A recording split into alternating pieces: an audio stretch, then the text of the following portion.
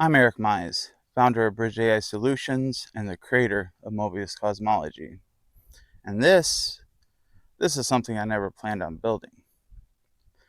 A year ago, if you would have told me that I'd be publishing cosmology papers, publicly questioning the global shape of space-time, and opening my thinking to the world like this, I wouldn't have believed you. Not because it was impossible, but because I never believed I was allowed to think this way. My story doesn't start in a university, it doesn't start in a cosmology department, and it doesn't start with credentials, permission, or much of a plan for that matter. It started before I had language for what I was seeing. As a kid, everything felt connected. Machines, people, memory, space, time. I didn't experience them as separate things. I experienced them as systems, patterns hiding inside of chaos. But when you don't have language for what you're seeing, you assume the problem is you. At some point, ideas stop being philosophical and they collide with reality.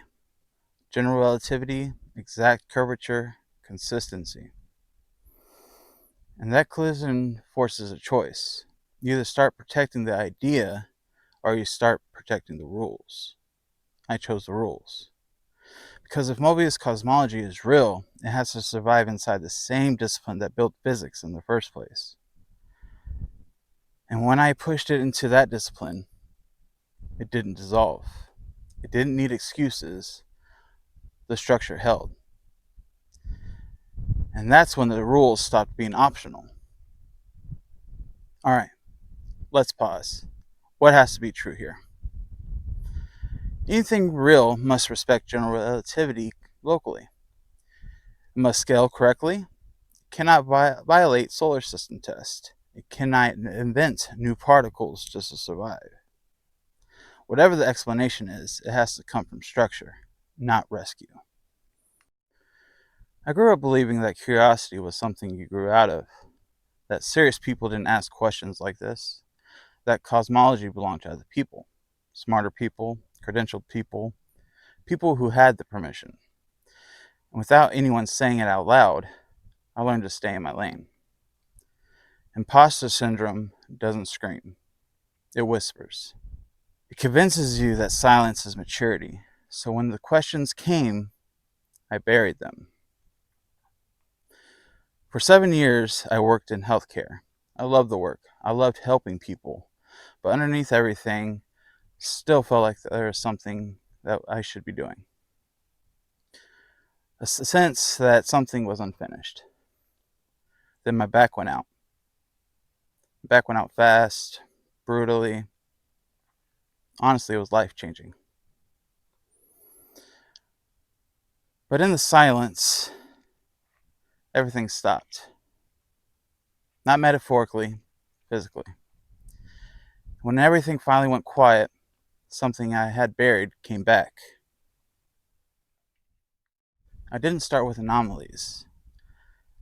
I didn't start by trying to explain tensions. I started with a single geometric idea, a globally non-orientable spacetime, a Möbius structure. And once that assumption is made, once you actually take it serious, everything else stops being optional. The behavior of black holes, the absence of true singularities, the way information is preserved, the way structure repeats across scales. These weren't answers I went looking for. They were consequences. So the real question never was, can Möbius cosmology explain what we see? Instead, the question is, if space-time globally is non-orientable, what has to be true? Something changed while I was doing this. Not in the universe, in me. I thought I was trying to understand reality, but somewhere along the way, I realized I was building a way of thinking. Not a belief system, not an ideology, just a commitment. A commitment to follow the structure wherever it leads. This work exists in the open. Anyone can read it, anyone could test it, anyone could challenge it. Because scientific inquiry isn't an institution, it's an act. The universe isn't finished being explained, and neither are we.